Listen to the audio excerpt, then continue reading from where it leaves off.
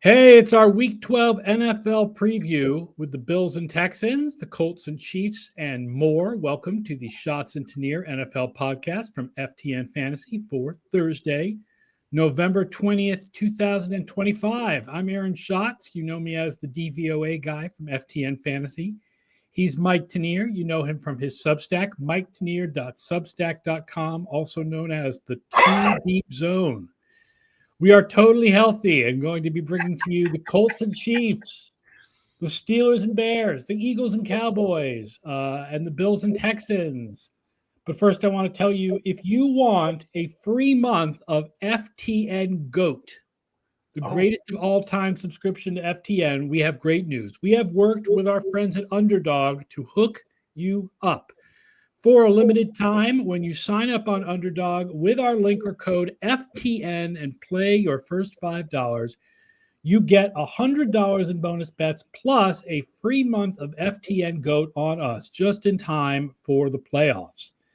There is no better way to gain access to all the DVOA stats, all the splits, all the Stats Hub, all the other awesome fantasy and betting tools that FTN has to offer. Remember, sign up on Underdog, play your first $5, and our marketing team will be on the lookout to get you that code for a free month of the FTN GOAT subscription. Promo code FTN on Underdog. Terms apply. Wow. All right, let's start with Thursday night because we do have a good Thursday night game tonight, which is the 7-3 Bills at the 5-5 Houston Texans. Bills make the playoffs 98% of the time with a win, 86% with a loss. Texans 40% of the time with a win, 15% with a loss. These teams are opposites of each other. Really good Bills offense versus really good Texans defense. Better than you think it is Bills defense versus better than you think it is Texans offense. Better than you think it is Texans offense? Guess what the Texans offense and Bills defense are ranked. Okay. Bills defense is ranked 12th? 22. Okay, well, I was way high. Texans offense is ranked 21st. Yeah, 23. Wow. Okay. Well, that's because you have all these Saints and Titans. Yeah, right. That's the thing about this year is I think people are like, this sucks, this sucks, this sucks, this sucks, this. And you're like, okay, do you know that the Saints and Bengals are out there? Like, yeah, right. Do you know that the Jets are out? The worst defense I've ever seen. This defense is the worst defense I've ever seen. The Bills are playing the worst defense I've ever seen. Have you watched the Bengals? Have you watched the Commanders? Like, oh, this offense is terrible. This offense is terrible. Did you see Shedeur Sanders? Like, come on now, people. True, but I don't know if that qualifies as better than I think. I just think it means better than the Jets. And also, it's week 3 of the Davis Mills experience, which this it is.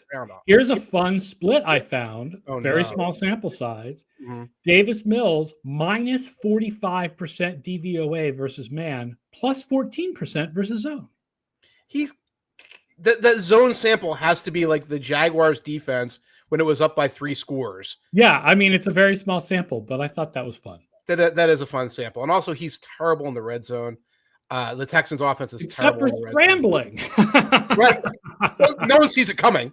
It's like seeing a giraffe try to escape a whole family of cheetahs. It's a lot of opposites, right? Bills are number 2 running the ball against Houston, which their run defense was mediocre, but it's now up to number 5. Number 5 in run defense. Right. Will Anderson and the fantastic Texans pass rush versus the Bills pass blocking, which ranks number 1 in pass block win rate. Right. Flip it around, the Bills are 27th in pass rush win rate, and of course the Texans are 31st in pass block win rate. The only team that's worse is, I believe, the Bengals. It might be the Chargers. It's either the Bengals or the Chargers. Browns are also really bad. And the Bills are only 30th against the run, but right. Houston is only 28th running the ball. So these teams really are interesting opposites where the strengths match up and the weaknesses match up. By the way, we do take your questions. We don't take a lot of fantasy questions, but Magnus Guldlager Magnusson, I'm terrible at pronouncing Icelandic, says, I have Woody Marks and Josh Jacobs. Do I wait for Jacobs news or start Woody tonight? I would say because of that Bills defense, start Woody Marks tonight. Yeah, they'll give him the ball a bunch of times, and then you aren't stuck with a surprise on Sunday morning. So this is not like a ringing endorsement, but I think that's the right move. It's really interesting. I mean, the Bills, you talk about this, you've written a lot about that they seem to play up and down toward their competition. Right. So that would suggest that tonight is a game where they'll play up because this is a team that's at least competing for the play. They're 5-5, but they're at least competing for the playoffs. It's a very strong defense. It would, be funny if Josh Allen can't do anything against the Dolphins and can move the ball against the Texans, but that's sort of the way it seems to go for him. Right. And I did one other split I looked up. He is better this year against two high than single high, but the Texans play a lot of two high and allow 1.5 yards less per play. So there's another strength against strength. Well, that's strength against strength. And a little problem for the Buffalo Bills offense is that Mecole Hardman, Dalton Kincaid, and Curtis Samuel are all probably out there, did not practice. So those are very different levels of problem. Well, yeah, I mean, and also it's 11 a.m. on the East Coast. We don't know if Keon Coleman is awake yet. That might determine whether he's available. No, they've said that they think he's going to be held out of this game, that apparently whatever's going on between him and the coaching staff is continuing, and they're not playing him tonight. That means it's like Dawson Knox and Forearm Shivers and those guys tonight. Yeah. This is a test. This is like my Joe Brady test, because the way to beat this Texans defense, I think, is to go out there with their 2 tight end, 6 offensive linemen, their heavy jumbo, do James Cook, do Ray Davis, do some zone read, power, and take the pass rush out of the game. If I see Josh Allen out there with a spread field of guys like Shivers and Timbers and whoever else is their receivers at this point, and they're letting Daniel Hunter and these other guys get to them, then I'm just wondering, like, what's it going to take for that offensive coordinator to figure out what he's doing? I can't remember the name of the 5th round pick who's their 3rd tight end. They really I like him. The kid from Colorado State. I'm gonna look him up. Interviewed him. Nice kid. Goodness gracious, this elite podcasting. But there's going to be a lot of them. I mean, I would bet if you want to go 2 tight end and you don't have Kincaid, you're going to have a lot. And this is a good blocker. So it makes Jackson sense. Hawes. Jackson Hawes had a couple plays this year. He's been out there. The line is Bills -6. Gosh, I hate the Bills with any kind of spread these days, but I'm leaning the Bills. In Houston, I would go with Texans +6. Ooh, you might talk me out of it. Where's the over on this? 43.5, and I like going over. I do too. That's a potential chaos over. I'm going to go over on that, but I'm going to go first quarter under because the Texans have only scored 29 first quarter points. They're not rocking it with the script. They're not rocking it with the script. Well, they went all the way down the field with Davis Mills, and 4th and 1, he took an 11-yard sack at the goal line. So, yeah. But it was okay. So we're split on who's going to cover, but we both like the over. Go over. And it should be a good one for Thursday night. This should be after the last couple Thursdays have not been that great. This is a good one. This is a good one. And you're right. The Thursday night home team, backdoor cover, better rest, better injury report despite Stroud overall. I can see where you're going with that. Let's talk about the 8-2 Indianapolis Colts at the 5-5 Kansas City Chiefs. So much being written right now about the Chiefs and how real this is, and are they really that good? And I mean, DVOA says they're about the same as they were last year. Right. Just with completely different luck. 0-5 in one-score games. Colts make the playoffs 99% of the time with a win and 91% with a loss. But what's more important is they win the 1 seed in the AFC, 49% with a win, but only 20% with a loss. That's where this game really matters for the Colts. And the Chiefs are in 75% with a win and 43% with a loss. They can go to 5-6 and still be 43%. Yeah, the rest of their schedule after this is much easier, except for Chargers and Broncos. Right. And they're still really good. They're 5th in DVOA right now. And ESPN's FPI still has the Chiefs number 1. Wow. Yeah. Now, some of that is that they bake in a good amount of how good is this quarterback over the long term, not just this season.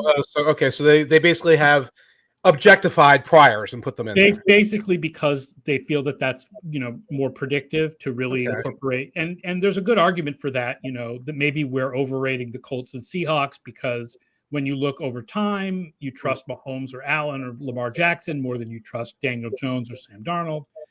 But they still have the Chiefs number one. One of my interesting questions for this game is Sauce Gardner. Yes. Because the Colts had that really weird split where they were just completely muting number one wide receivers and getting destroyed by number twos. Mm-hmm. And then they went out and traded for Sauce Gardner. Mm-hmm. And in the first game with Sauce Gardner, they got destroyed by the number one receiver for Atlanta, Drake London, and they didn't get much from Darryl Mooney. So it's like, has that now switched because of the way they're using Sauce? And who do you consider the number one wide receiver on the Chiefs? Worthy, who has the speed, or Rice, who has the size?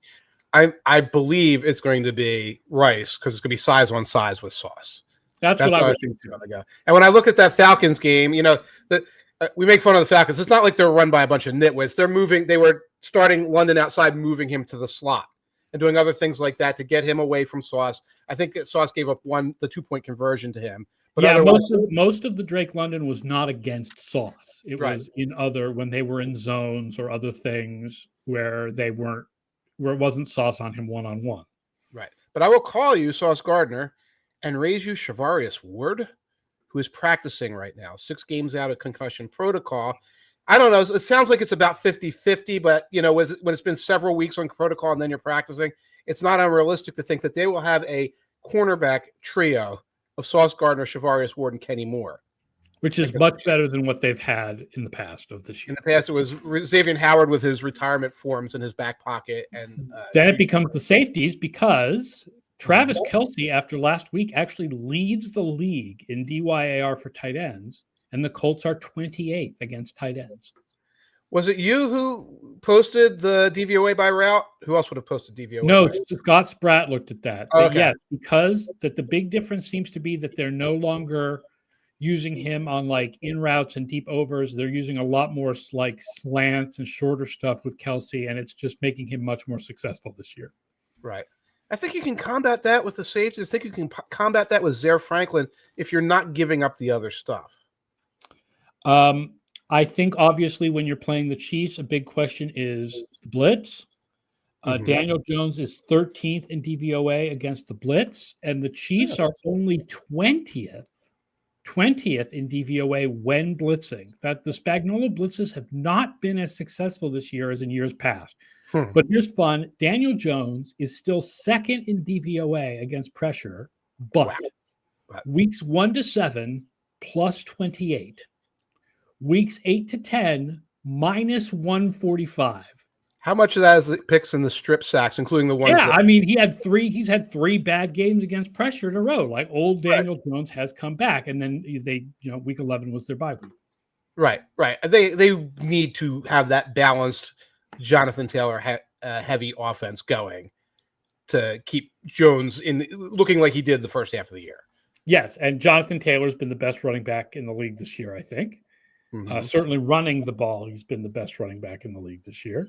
Right. And Omelet Shopper says the Chiefs are going to put the Colts linebackers in the blender.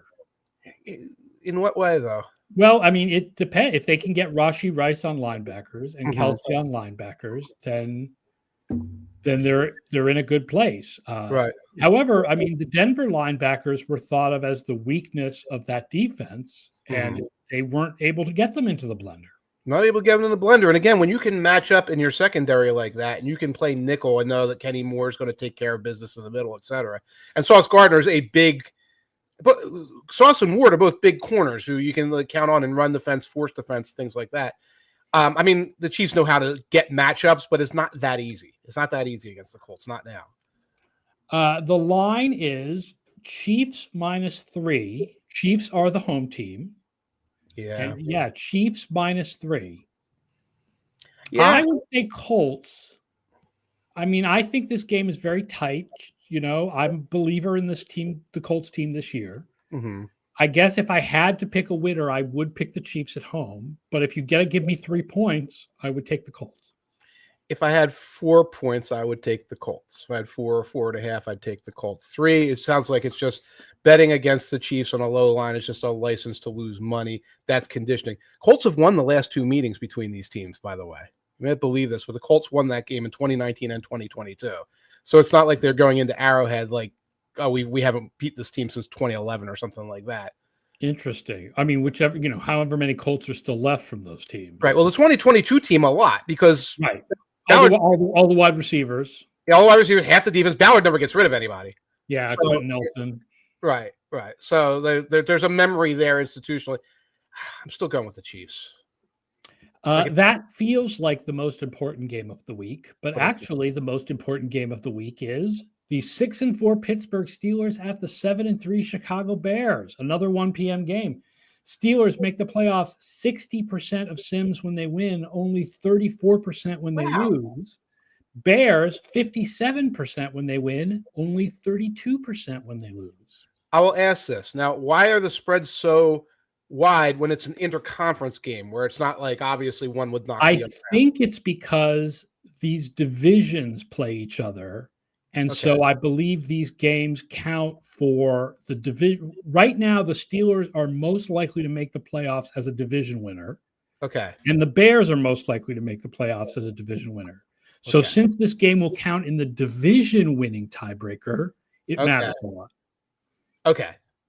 And then you've got like the Ravens victory over the Bears and things like that for tiebreakers. Yes. Okay. And Andrew Daly says the Bears have a brutal schedule, so this game matters a lot. The rest of the schedule is harder. They do now. They were the Patriots Junior for 2 months. Right. No, but their remaining schedule is harder. Yes. The Bears are second in pass block win rate. Wow. But the Steelers are second in pass rush win rate. Steelers, by the way, will be without probably Alonzo Highsmith. He has been limited. He did not practice. He's had a pectoral injury. Red Matt says, I keep reading that the Rodgers has a broken wrist, but they never say which wrist, which you would think would be an important detail. I mean, if it was the non-throwing wrist. Right. And then if it was the right wrist, he would not be questionable. No, he'd be done for the season if it was the right wrist. It was the right wrist, yeah. So they should obviously disambiguate that. But yeah, it's the left wrist. He says he wants to play. He did not practice yesterday. I don't have a practice update up till now. There is that question, like Aaron Rodgers on the field because he wants to be on the field with a broken left wrist. What does that do to the offense of the Steelers? Right. I think it's not the throwing wrist, but you're like, when are we going to see the aborted snap? Exactly. When are we going to see the throwaway of all throwaways? And does Arthur Smith say, do I have a 6th tight end that I can put on the field to pass block for this guy because I don't want him hit again? Despite all of the Rodgers wrist being, I think, the biggest story going into this game, most of the splits that I got for stats were Bears offense. Okay. The really interesting one is Caleb Williams, who we know has done a much, much better job this year of escaping sacks. Yes. Is 8th in DVOA under pressure and 30th when not under pressure. He's still better when not under pressure because all quarterbacks are better when not under pressure. But here comes a team that brings a lot of pressure. And compared to other quarterbacks, Caleb Williams has been very good against pressure this year. What he does a lot against pressure is he's exceptional at avoiding the first sacker. He is incredible, and he really has been for his whole career. He's running away from the sacker, and then he's getting the ball out. Whereas when he's sitting in the pocket and he does have time, that's where you get the very inconsistent version of Caleb Williams that people who really watch Bears games have still seen. Mix of pretty good passes over the middle with WTF throws to the sidelines and confusion and chaos. I'll also point out that Caleb Williams has only 31st in the league against too high coverage compared to 16th against single high. But the Steelers play a little bit more single high than they do too high. Always have. And that almost sounds like the old Randall Cunningham rules. Just drop in the zone and make him throw it on you. Yeah. Can't scramble. I mean, not that Caleb's a great scrambler, but he can't scramble on you if you're in the zone. Right. And then the one other thing I noted about this game, there is a really big penalty gap. Ooh. On defense, the two teams are similar, but on offense, the Bears have nearly twice as many penalties as the Steelers. Yeah, they are a motion and formation and false start team, now that you mention it. I'm sorry I messed up. I was just watching the Titans game, so I have a whole new false start threshold in my brain. Oh, yeah. But yeah, the Bears are a high false start team. So same line as Chiefs and Colts. The Bears are the home team, and they're favored by 3. And despite the rest, I like the Steelers. Quick note or two, Jalen Warren was a do not practice with an ankle. Fantasy folks, you will be seeing a lot of Gainwell and possibly Caleb Johnson. I would probably take Steelers if Mason Rudolph's out there, and I'm probably going Bears if Aaron Rodgers is out there. Do you think it's because, are you thinking Rudolph is better than Rodgers, or are you thinking Rodgers is going to push himself to get out there when he really shouldn't be? The latter. And with Rudolph, they'll play something close to normal ball, but with Rodgers, they're going to protect grandpa ball. And that's at a really higher level than they normally are, and that will be bad for them. So that's my split on this one. 4 p.m., the big national game is the 8-2 Eagles at the 4-5-1 Cowboys. I mean, that's the big national game. What are you going to do? That they set that up for 4 p.m., and that's the big 4:25 national game. And yeah, look at the other ones. The other game is the Saints, I think. Woo! I think there's one other. The only other 4 p.m. is Saints Falcons. That's the other 4:25 game. Oh my God! So that's your choice for national game: is either Saints Falcons or Cowboys Eagles. Your 2 4 or 5s are Jacksonville versus the Cardinals and Browns versus the Raiders. So at 4 or 5, you get the Shador show if that's whatever blows your skirt up. Eagles are in. Oh, I mean, it's 99% if they lose. Cowboys 13% with a win, 2% with a loss. Now the Eagles won in week 1, but only by 4 points. This is a rematch. And we posted this yesterday because we posted a really big split for Joe Alt between how the Chargers do with and without him on the field. And then someone said, what about Lane Johnson? Okay. The split is not as large. And we know that on-off splits, especially for defensive players, are really wonky.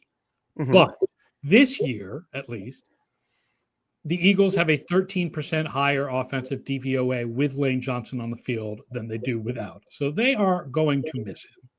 They are definitely going to miss him. Eagles may also be missing center Cam Jurgens, who's in concussion protocol, did not practice yesterday.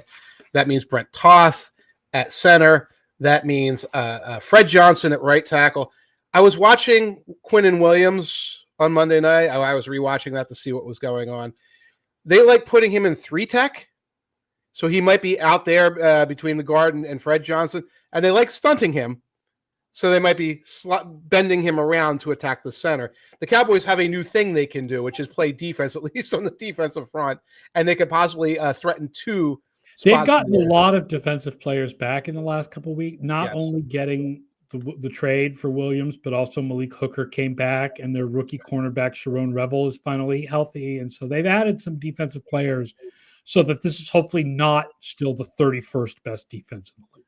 Right. And Kenny Clark is playing well, and Osa, has been making contributions in there. So it's not the silly time, I think, that we were seeing about a month ago from the Cowboys defense.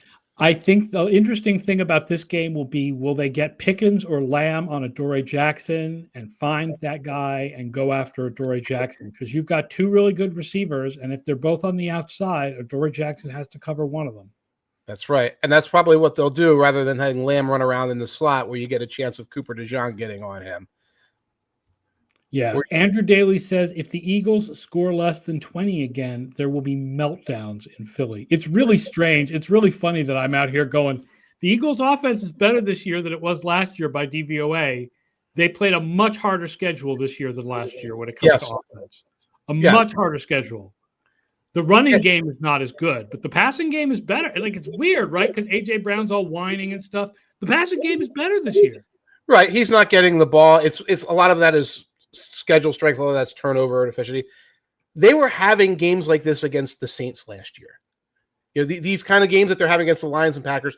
Last year, they're having against opponents like the Saints and the Commanders. So this is nothing new. Doesn't mean we're happy about it. Don't have to be happy about it, but Jalen Hurts, number 2 in DVOA against man, 17th against zone. And we know the Cowboys very heavily zone this year, although less so in recent weeks. This would be a good game to go back to the heavily zone. Right, go back to heavily zone so that the Eagles can't do things like the quarterback draw. And also, not only if you're playing heavily zone, not only does Hurts not throw as well against it, but you stop him from running as much. Right, you slow down the scramble game, and of course, you're not saying go cover one-on-one Smitty and AJ Brown against Deron Bland and Sharon Ravel. I don't know. I guess Ravel out there right now is better than Kyer Elam. Oh, I'm better than Kyer Elam. Yeah.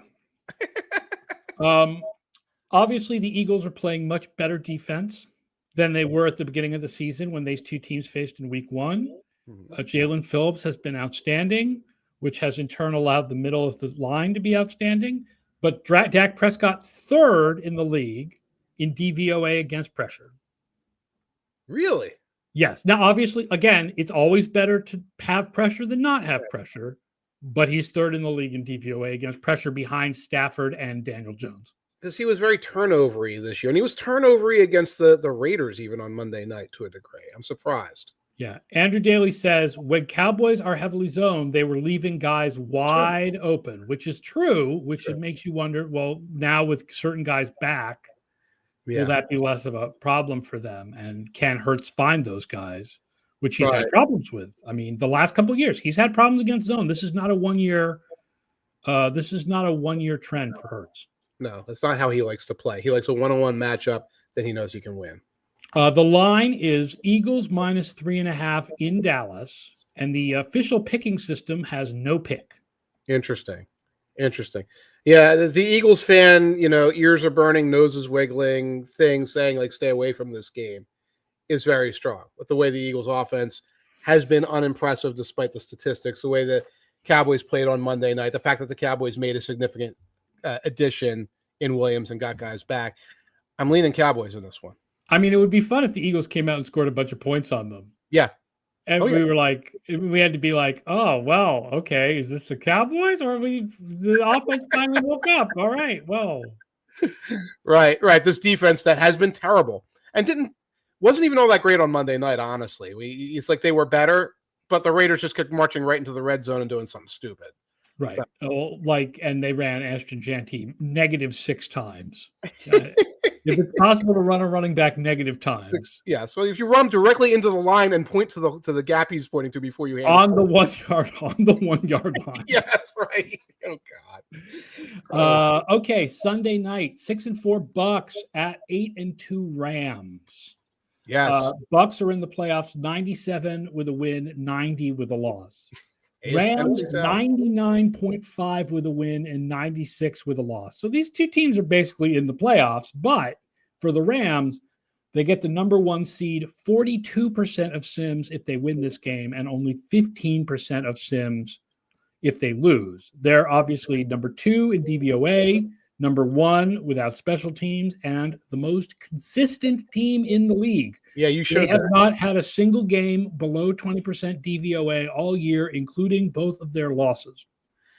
And that's, if you've been watching them, it really is that. Because again, the one loss was to the Eagles. It was the blocked field goals game. Other one was an overtime loss to the 49ers where they played well. They played well, and it was mostly field goals and nonsense, but it was 2 tough teams, and it was a close game. When they played other good opponents like the Colts, it was kind of like a close game. It landed here. Seahawks, obviously. Yeah, almost all their games are between like 20 and 50. Wow. Let's get the injury report going for the Bucks here, because that always takes a few minutes. Now, Bucky Irving and Chris. Oh, Andrew Daly, by the way, says, I thought the Titans were the most consistent team. They were until last week. They're like the second most consistent. So consistency is not always a good thing. Right. When you're a bad team, you want to be inconsistent. And when you're a good team, you want to be consistent. Right. And no one wants to be the Titans right now. Right. Injury report for the Buccaneers. Chris Godwin and Bucky Irving are practicing now on a limited basis. I don't think they're back this week, but it's going to be a week-to-week monitoring with them. A couple of big injuries that are a little bit newer for the Buccaneers. Guard Ben Bredesen, hamstring. He did not practice on Wednesday. Their offensive line remains depleted.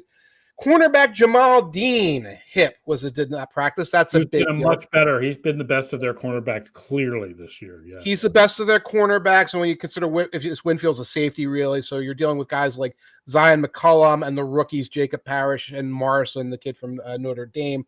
So Dean is a big loss.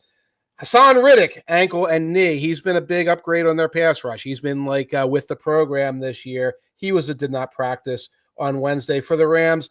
Slot cornerback Quentin Lake is out. I think that made the news everywhere. He's had a very good season. Also on the injury report, limited with a back injury. You know him. You love him.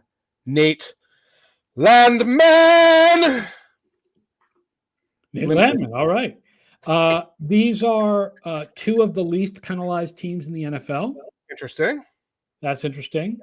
I thought it was interesting. The Tampa Bay Buccaneers are 28th against other receivers. You see there the depth of their cornerbacks and how good Dean has been as the top cornerback. But how much other receivers are the Rams playing these days? With all that 13 personnel, they're not really playing the other receivers. So they love their 12, 13, and 13 with a 6 and everything else like that. So Kobe Parkinson might be the other receiver. The Bucs are also garbage against running backs as receivers, and the Rams hardly ever throw to their running backs ever. That's a good point. Every year, Sean McVay says something about how this is the year they're going to throw to Kyron Williams or whoever's the running back of the year, and every year they don't. He loves saying what you want to hear and then do it. And actually what I mean by that is 13 personnel. That's what we're doing. Baker has some incredible splits this year. Okay. 31st against the blitz. Okay. And 34th against man. Whoa. The Rams are more of a zone defense, but they give up more yards per play in zone than man. So this would be a good game for the Rams to play man. Yes, even with Emmanuel Forbes. Yeah, because remember, assuming Godwin's out, Evans is out, you've got Ekeba and Sterling Shepard. Yeah. Yeah, there's Johnson, who's 112 pounds. Right, 112 pounds. So he's like your matchup for Emmanuel Forbes, who's 113 pounds, even though he's 6'6". So you can match up in man. Probably what you're seeing there is a lot of teams that can match up in man against the Buccaneers can put them in this bind. Where if you don't, especially given the injuries, not having Godwin for most of the season and not having Evans for a lot of the season, and then weeks without Ibuka. Stafford, by the way, what do you think of when you play Tampa? What's the first stat you think of for an offense that's going to play Tampa? Blitz percentage. That's right. He's 4th in DVOA against the blitz. Yeah, and a lot of Todd Bowles' blitzes right now, because they're a little thin in the secondary, you get guys open. You're getting guys in the wrong place, guys who can't come up and make the tackle. You have defensive Yaya Diaby dropping into coverage. You've got some non-optimal things that Stafford and McVay should be able to attack. Rams are favored by 6.5, and I like them. Yeah. The Buccaneers will be a different team, I think. First of all, the Buccaneers are going to play like the Panthers twice down the state stretch. They're going to make the playoffs. I want to see what the Buccaneers are like when they get some of these guys back. This is not that weak. I like. The Buccaneers are going to be really interesting in the playoffs. Yes, because they're going to make them. I'm sorry, I'm not a Panthers believer. Sorry. DVOA is absolutely not a Panthers believer. I think the Bucs are making the playoffs. Yes. So what happens when we get to the playoffs and if Mike Evans is back and Chris Godwin is back and Hassan Reddick is back and Gadecki is healthy and we haven't seen them with these guys most of the year. Now they're a different team. Right. But are they as good as the Rams and Seahawks and Lions and Eagles? Or not. And they're at home because they got the home playoff game and they're hosting like the Packers. Right. Or the Seahawks where you're like, oh, here's Sam Darnold. It very much could be the Seahawks. It could be the Bucs is the 4 and the Seahawks is the 5. Sure. Right. It'd be a very interesting matchup. And the perception versus what that team is capable of may be very askew. Interesting. And we do promise that we will talk about the 49ers and the Panthers on Monday. We'll talk about nothing else. Nothing else. On Monday at 11 a.m. Eastern, we will take your questions and review Week 12, and we will talk about the Carolina Panthers, we promise. Kick me off, put Scott and Brian on, let them go after each other. All right. That does it for the show. Thank you so much, everyone, for watching and listening. And don't forget to tell your friends about the show and to like and subscribe to the show. And yes, enjoy your weekend of football. And we will be back Monday at 11 a.m. to talk about all these games. And if the Chiefs go to 5-6, that will be remarkable. And then we'll also talk about the Panthers, we promise. I'm Aaron Schatz. He's Mike Tanier. So long, everybody.